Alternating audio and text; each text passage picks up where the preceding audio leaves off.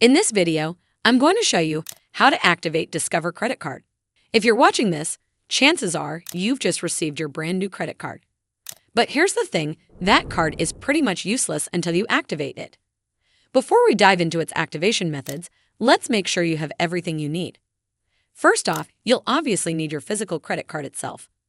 Additionally, you might also need some personal identification details for verification, like your social security number, date of birth, or your bank account details. While not always required specifically for activation, it's a good idea to have these details handy. Step 1. You'll need to head over to discover.com/activate.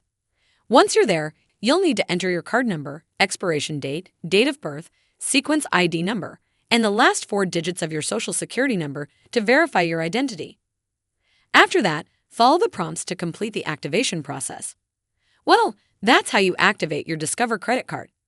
I hope you found this video helpful. And if you did, make sure you give this video a super thanks by clicking on the heart icon to help support the channel, and don't forget to hit the subscribe button. We'll see you in the next one.